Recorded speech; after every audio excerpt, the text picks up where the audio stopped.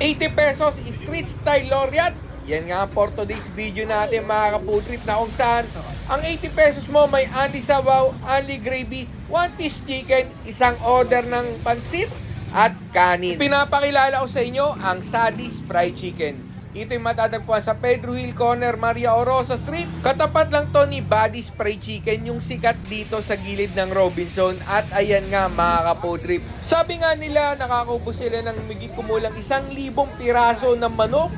Nako, napakadami nun mga ka-food trip.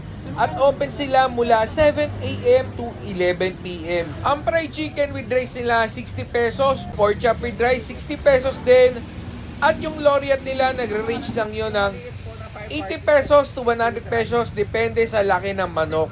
May kasama na yung chicken, pansit, at kanin. Once na umorder ka sa nila, automatic na unlimited gravy na, unlimited suka, at unlimited sabaw pa.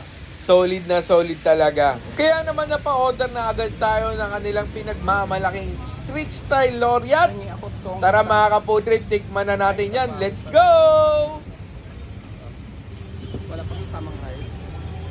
Grabe mga ka-food trip, halos hindi na nga magkasya yung Laureate natin sa pinaka-plato natin.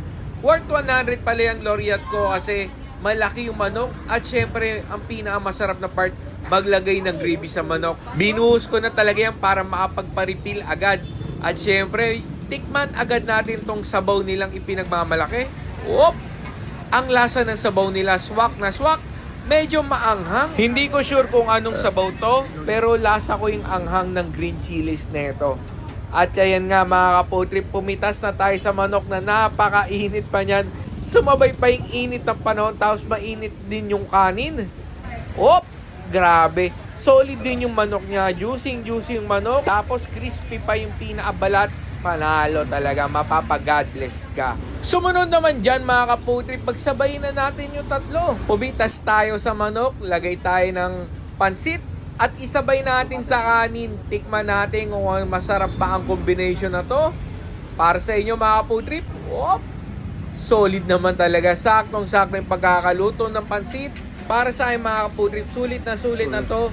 Dahil kumuha pa talaga ako ng extra gravy para ibuo sa kanin. Ganito rin ba ginagawa nyo pag nasa, alam nyo, ng fast food kayo? Matik yan, extra gravy, malala talaga.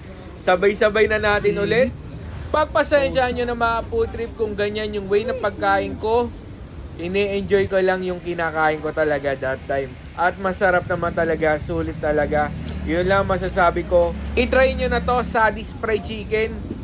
At for sure mga ka-food trip, sulit na sulit ang dahil nyo kasi napaka-maasikaso ng mga staff nila dito. Solid na solid talaga ang experience dito. Sorry. Food trip kasama natin Sir Gary Peña. Taxi driver. You know, shoutout nga pala sa Peña family. Right safe? Salamat, sir.